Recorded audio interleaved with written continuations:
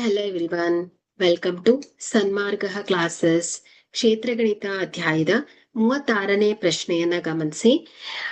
Cylinder ಆಕಾರದ ಪಾತ್ರೆಯ ಪಾದದ ವ್ಯಾಸ 28 ಸೆಂಟಿಮೀಟರ್ ಮತ್ತು ಎತ್ತರ 50 ಸೆಂಟಿಮೀಟರ್ ಆಗಿದೆ.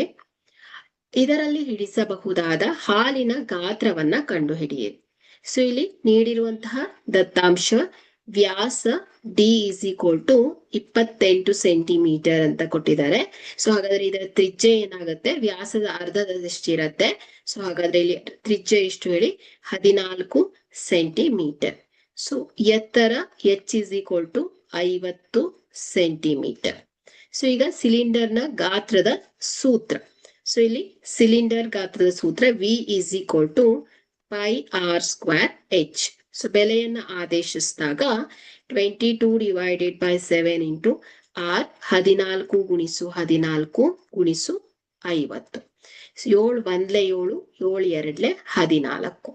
ಸೊ ಇಲ್ಲಿ 22 ಗುಣಿಸು 2 ಗುಣಿಸು 14 ಗುಣಿಸು 50.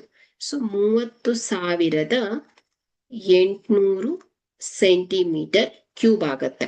ಸೊ ಇಲ್ಲಿ ನಾವು ಇದನ್ನ ಲೀಟರಿಗೆ ಕನ್ವರ್ಟ್ ಮಾಡಿದ್ರೆ 1000 centimetre cube is equal to 1 litre ಅಲ್ವಾ. ಸೊ ಹಾಗಾದ್ರೆ ಇಲ್ಲಿ 30,800 divided by 1000 is equal to ಎಷ್ಟಾಗತ್ತೆ ಹೇಳಿ, 30.8 ಲೀಟರ್ ಆಗತ್ತೆ.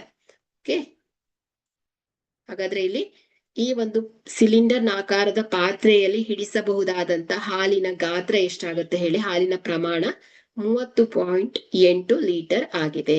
ಓಕೆ, ಸೊ ಹಾಗಾದ್ರೆ ಪಾತ್ರೆಯಲ್ಲಿ ಹಿಡಿಯಬಹುದಾದ